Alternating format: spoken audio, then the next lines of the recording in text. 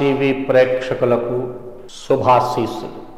నేడు సనాతన ధర్మం యొక్క లక్షణాలు, ఆది నుండి మనకు వచ్చినటువంటిది సనాతన ధర్మం. ఆ సనాతన ధర్మాన్ని నేటి కాలంలో ధర్మ సూక్ష్మం తెలియనటువంటి వాళ్ళు అనేక విధములైనటువంటి వ్యాఖ్యానాలు చేస్తూ అవమానం చేస్తున్నారు. అది వారి యొక్క సంస్కారం అనుకోండి, మనం చెప్పలేం. ఎందుకంటే ఒక పదార్థం అందరికీ రుచించాలి అని మనం చెప్పలేం. లోకో భిన్న రుచి అన్నారు. లోకము భిన్న భిన్నమైనటువంటి రుచులతో ఉంటుంది. కనుక సనాతన ధర్మము అనేటటువంటి దానికి కొన్ని లక్షణాలు ఉంటాయి.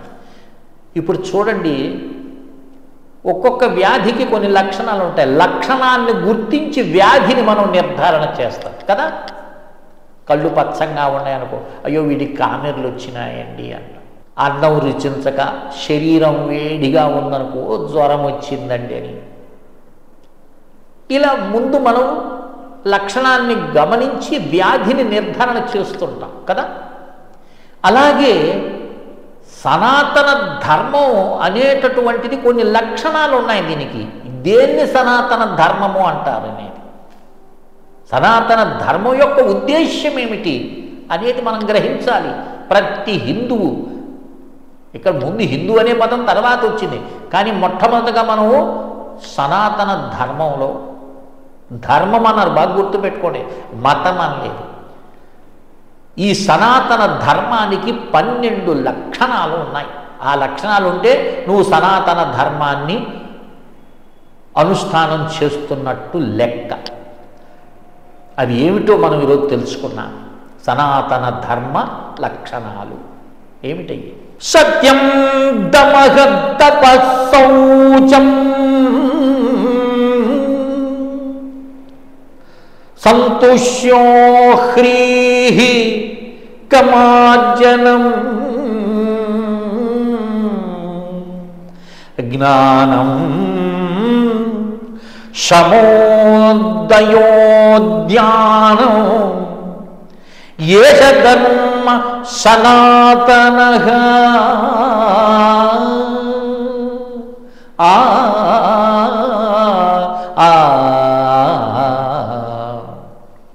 సత్యదమః శౌచం సంతోషో హ్రీః కమార్జనం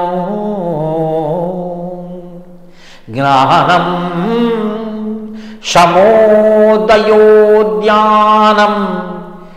ఏష ధర్మ సనాతనః. ఎంత చక్కనైనటువంటి విషయాన్ని మనకు చెప్తున్నాడు. మనం అందరం సనాతన ధర్మమే అనుకుంటాం కనుక ఈ లక్షణాన్ని తెలుసుకోండి. మొట్టమొదటిది సత్యాన్ని పలకాలి. ఈరోజు ఉన్న వ్యక్తులు ఎలాగ ఉన్నారంటే, చిన్న చిన్న విషయాలకు కూడా అసత్య సంభాషణే ఎక్కువగా నడుస్తుంది. అబద్ధాలు చెప్పేవారి సంఖ్య అనంతం, సత్యం పలికేవాడి సంఖ్య స్వల్పం. అవసరం లేని దగ్గర కూడా అబద్ధాలు చెప్పటం ఎక్కువైపోయింది. సనాతన ధర్మ లక్షణం కాదది. సత్యాన్ని చూచినది చూచినట్టు చెప్పటము సత్యము. ఇది సత్యవాక్కు. దీని గురించి వివరించుకుంటే చాలా ఉంది, నేను మీకు సంక్షిప్తంగా తెలియజేస్తున్నాను.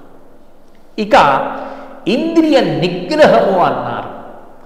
మనకు ఉండేటటువంటి పంచ జ్ఞానేంద్రియాలు, పంచ కర్మేంద్రియాలు ఇవందరికీ తెలుసు. ఆ ఇంద్రియములన్నింటిని నిగ్రహించుకోవటం. యథేచ్ఛగా వాటిని వదిలేసినామనుకో భ్రష్టు పడతాం. కనుక ఇంద్రియ నిగ్రహానికి ముందు బుద్ధి విచక్షణ కలిగి ఉండాలి. ఈ పని చేస్తే ఎలా ఉంటుంది, ఎలా ఉండబోతుంది అని గ్రహించాలి. ఇంద్రియములు మన వశంలో ఉంచుకోవాలి. వాటి ప్రకారం నువ్వు ప్రయాణం చేసినావా నీ జీవితము ధ్వంసమవుతుంది. ఇక తపస్సు అన్నారు. ఏమండి తపస్సు అంటే ఇప్పుడు ఎక్కడ చేస్తాము కాదు, పరతత్వం కోసంగా తపించటం. ఈ జన్మ నాకు ఇచ్చినటువంటి పరతత్వం అంటే పరమేశ్వరుడు. ఒక ఉద్దేశ్యం ఉంటుంది కదండి, మనం పుట్టామంటే ఏదో ఒక ఉద్దేశం ఉండే తీరుతుంది. ఆ ఉద్దేశాన్ని కనుగొని ఆ ఉద్దేశానికి తగ్గట్టు తప్పించటమే ఇక్కడ తపస్సు అన్నారు. తప్పించటం. ఇక శుచిర్భూతులై ఉండటం. శుచి అంటే ఏమిటి? అంతర్శుచి, బాహ్యశుచి. నేను పూర్వం చెప్పాను కదండి స్నానం గురించి. అలాంటివి ఇక్కడ శుచిగా ఉండటము అనేది ఒక విషయం. ఇక సంతోషం, ఎప్పుడు దిగాలుగా ఉండకూడదు. మానవుడు నిత్య సంతోషిగా ఉండాలి. ఏది గురించినా శాశ్వతంగా ఏదీ ఉండదు. దుఃఖము శాశ్వతం కాదు, సుఖము శాశ్వతం కాదు. అన్నీ వచ్చిపోయే కానీ స్థిరంగా ఏదీ ఉండదు. కనుక నిత్య సంతోషంగా ఉండాలి. సంతోషం సతతం యోగి అని గీత చెప్తుంది. అందుకని సంతుష్టుడవై ఉండటము ఒక లక్షణమే. ఇక సిగ్గు అన్నారు. ఈ సిగ్గు అంటే లజ్జ. ఒక పని ఏమయ్యా సిగ్గు లేదా నీకు అని అంటుంటారు కదండి. అంటే సిగ్గు పని చేసే ముందు ఇది మంచా చెడు అని తెలుసుకొని ఆచరించేటటువంటిది సిగ్గు అని. ఇక సహనం. సహనం చాలా ఉత్కృష్టమైనటువంటిదండి. సహనం కలిగి ఉండాలి. ఊరికే షార్ట్ టెంపర్ పనికిరాదు. సహనంగా ఉండాలి. ఎదుటి వ్యక్తి మాట్లాడుతున్నప్పుడు సహనంగా విను. అలా సహనశీలుడివై ఉండాలి. ఇక మంచి స్వభావం కలిగి ఉండాలి. అంటే ఇతరులను నొప్పించకుండా, ఏ పని చేత ఏ మాట చేత మనం నొచ్చుకుంటామో అది మనం ఇతరులకు మనం చేయకుండా ఉండటమే ఉత్కృష్టమైనటువంటి ధర్మము అంటారు. కనుక మంచి స్వభావం కలిగి ఉండాలి. ఇక కరుణ. చెప్పబలి కరుణ అంటే అందరికీ తెలుసు. మనకు అపకారం చేసినా వాడు మన దగ్గరికి వచ్చాడనుకో, వారి యందు మనం ఏం చేయాలి? కరుణ కలిగి ఉండాలి, దయ కలిగి ఉండాలి. ఇక్కడ కరుణ దయ అని రెండు చెప్పినారు. ఇక్కడ కరుణ కరుణించమన్నారు. అయ్యో వాడు తప్పు చేసేసేళ్ళండి, ఏదో వాడిని కరుణించండి అని అంటుంటాం కదా. అలాగే కరుణ అనేటటువంటిది. ఇక దయ కలిగి ఉండటం. చరాచర ప్రపంచంలో ఉన్న జీవరాశులు కూడా మనలాగే సుఖాన్వేషులే. అందుకని మనం ఎవరిని ద్వేషించకుండా అందరి పట్ల మంచి స్వభావంతో దయగలిగి ఉండటమే మనకు ఇక్కడ సనాతన ధర్మ లక్షణం. ఇక ముఖ్యమైనటువంటిది జ్ఞానము అన్నారు. జ్ఞానం అంటే శాస్త్రజ్ఞానము, ఒకటి పరోక్ష జ్ఞానము, మరొకటి అపరోక్ష జ్ఞానం అన్నారు. ముందు శాస్త్రాన్ని అధ్యయనం చేయాలి. శాస్త్రాన్ని అధ్యయనం చేసి తెలుసుకోవాలి. తెలుసుకునేటటువంటి దాన్ని అనుభవానికి తెచ్చుకోవాలి. ఇదంతా జ్ఞానం చెప్తుంది. ఇక ధ్యానం అన్నారు. నిరంతరము నేను ఎవరు, ఈ దేహం ఏమిటి, ఈ ప్రకృతి ఏమిటి, దీనికి నాకు సంబంధం ఏమిటి అనే అంశాలను నువ్వు తెలుసుకొని ధ్యానం చేయాలి. ధ్యానం అంటే నిర్విషయం. ధ్యానం నిర్విషయం. నిర్విషయ స్థితికి నువ్వు చేరుకోవాలి. వీటన్నింటినీ నువ్వు వదులుకొని నీ యొక్క సహజమైనటువంటి స్థితికి చేర్చుకునేదాన్ని ధ్యానం అంటారు. ఈ ధ్యానం నువ్వు స్వయంగా అభ్యసిస్తే లభించేదే కానీ ఎవరో నీకు నేర్పిస్తాము అంటే ఇది నేర్చుకునేది కాదు.